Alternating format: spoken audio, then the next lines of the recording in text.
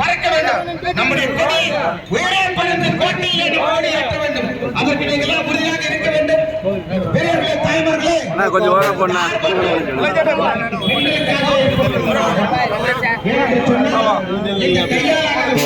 மக்கள் செல்வர் அண்ணன் டிடிவி வாழ்க. மக்கள் செல்வர் அண்ணன் டிடிவி வாழ்க. அண்ணன் டிடிவி வாழ்க. காந்தி அவர்களை வருவர்களை வரவேற்கின்றோம்.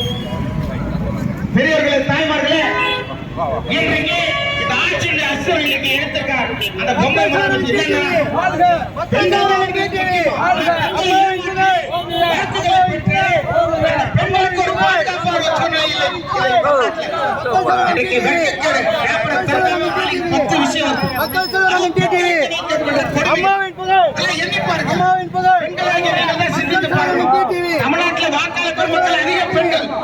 அவர் டார்கெட்டே பெண்கள் தான். பெண்களை ஏமாற்றி குறிக்கோள் மீண்டும் ஆட்சிக்கு எடுத்துரைக்கிறார் அந்த பொம்மை முதலமைச்சர். நிச்சயம் அது நடக்கக்கூடாது.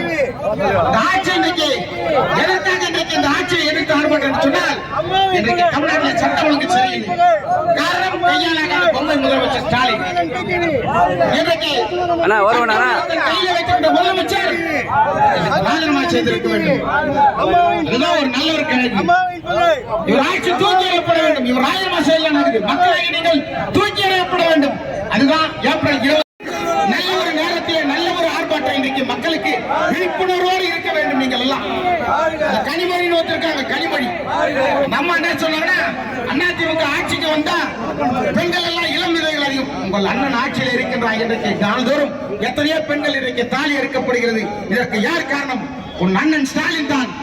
நீங்கள் சொல்லுங்கள். கையாளாகாத அண்ணன் அவர்கள் இன்றைக்கு சட்ட ஒழுங்கு இன்றைக்கு ஒரு டிஜிபியை கூட நியமிக்க முடியாத ஒரு கேடுகட்ட அரசாங்கம் இன்றைக்கு தமிழ்நாட்டிலே தேவைதானா? எண்ணி பாருங்கள்.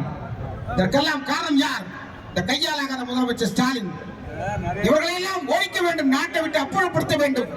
அம்மா அவர்கள் சொன்னதை போல எனக்கு பின்னாலும் இந்த இயக்கம் இன்னும் 100 ஆண்டு காலம் மக்கள் பணியாற்றும் என்று சொன்னார் புரட்சி தலைவி அம்மா அவர்கள். இந்த ஆர்ப்பாட்டம் சிறப்பான ஆர்ப்பாட்டமாக அமைய வேண்டும்.